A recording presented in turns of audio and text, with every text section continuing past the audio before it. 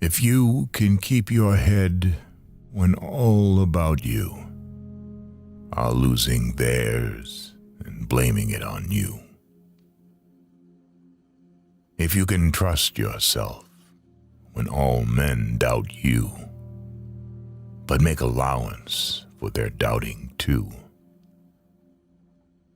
If you can wait and not be tired by waiting, or being lied about, don't deal in lies, or being hated, don't give way to hating, and yet don't look too good, nor talk too wise.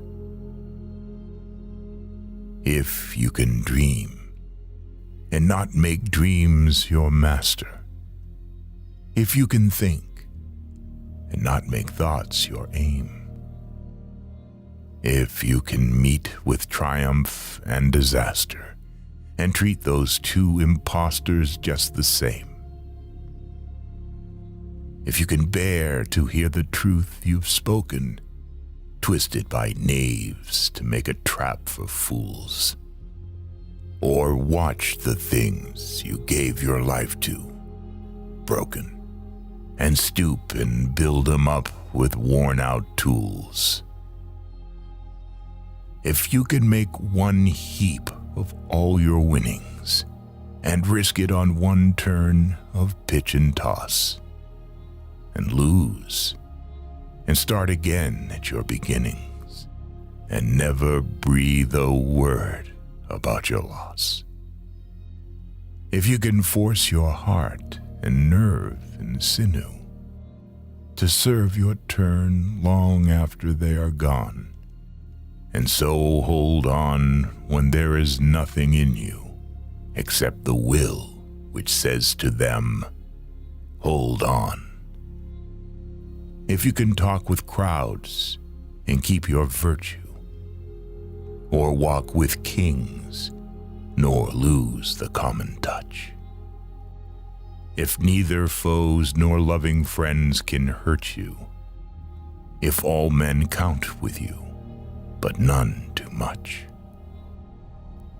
If you can fill the unforgiving minute with 60 seconds worth of distance run, yours is the earth and everything that's in it.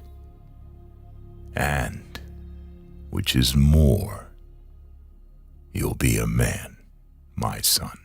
God, I'm full of so much gratitude right now. And I do not feel elevated above any of my fellow nominees or anyone in this room because we share the same love, the love of film. And this form of expression has given me the most extraordinary life. I don't know what I'd be without it. But I think the greatest gift that it's given me, and many of us in this room, is the opportunity to use our voice for the voiceless. I've been thinking a lot about some of the distressing issues that we are facing collectively. And I think at times we feel, or we're made to feel, that we champion different causes.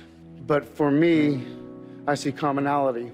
I think whether we're talking about gender inequality or racism or queer rights or indigenous rights or animal rights, we're talking about the fight against injustice.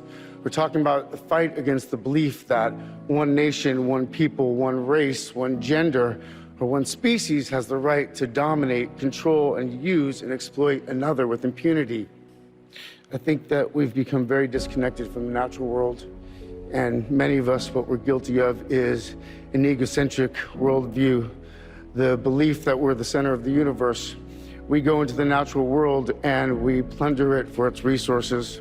We feel entitled to artificially inseminate a cow, and when she gives birth, we steal her baby, even though her cries of anguish are unmistakable. And then we take her milk that's intended for her calf, and we put it in our coffee and our cereal. We fear the idea of personal change because we think that we have to sacrifice something to give something up. But human beings at our best are so inventive and creative and ingenious. And I think that when we use love and compassion as our guiding principles, we can create, develop, and implement systems of change that are beneficial to all sentient beings and to the environment. I've been a scoundrel in my life. I've been selfish.